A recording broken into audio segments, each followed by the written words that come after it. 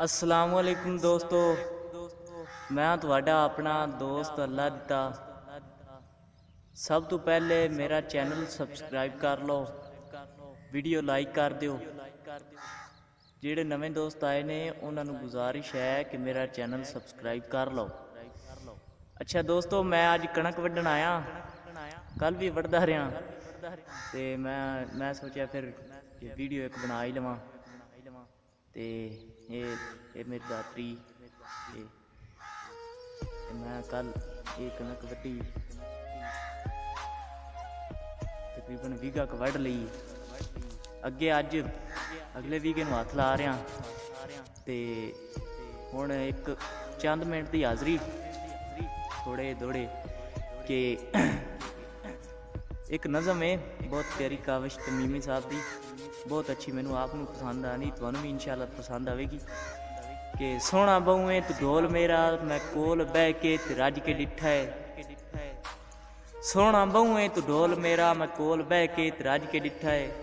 कल निमाशी हवा दे झोले है बूआ दिखिया मैं भज के डिठा है। तेरे ख्यालों दे विच खड़ाती मैं आण बूए ते मारी जाती। कमली गलियां ते बौंदी रहियां चुकाठ नप के ते रोंदी रहियां। आवाज़ कां कां दी कन्नी सुन के मैं वट्टे गलियां चू आंदे चुन के रो के कां नू मरेंदी रहियां मिन्नतां हथ बन करेंदी रहियां। क्यों बनेरे ते नित बुलेना लूण जख्मां ते क्यों सटेना। कासे दत्थी पैगाम गलिया ओ भी दीगर नू रोंदा वलिया। कासे दत्थी पैगाम गलिया ओ भी दीगर नू रोंदा वलिया। कासिद नू की याद है कि सज्जन तेरा एक महल बना के सुखी वसदा है ओ तैन बुला के।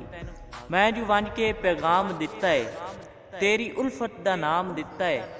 रोंदी कमली दे सांगे रल्ला खुदा दा नाई तू यार वाला। उस अजब एक हिसाब दिता है हैरान आ मैं इन जवाब दिता है। खत मैं दे के जू वलिया आवां सुनिया मगरू अजब सदावां। बेदर्द खत मैनू मोड़ दिता पार आवन तू मोड़ दिता। लै जा वापस रोने दोने मैं की जाना काविश कौन। लै जा वापस रोने दोने मैं की जाना काविश कौन। ते दिल नाल एक गल कीती है कि दिला ढीठा है पता नहीं के चाहना है अज ताईं समझा नहीं सकिया। दिला ढीठा है पता नहीं के चाहना है अज ताईं समझा नहीं सकिया। तैनू इल्म है वो तेरा नहीं बनदा तां भी ज़हन तू ला नहीं सकिया। ते मेरा हो के मेरे तू काविश दुख दर्द वंडा नहीं सकिया।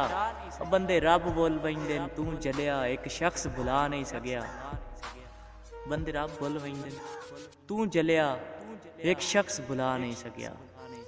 ते बड़ी मेहरबानी दोस्तों तुसी मेरी वीडियो नू सुनिया।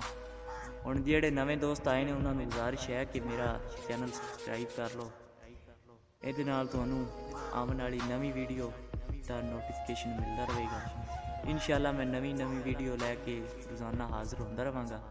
भावें कणकां च लग्गिया भी होया कोई गल नहीं, मैं तुहाडे वास्ते एक वीडियो जरूर अपलोड कीता करांगा। ते इस दे नाल ही हुण इजाज़त मंगदे हां। अल्लाह हाफिज़।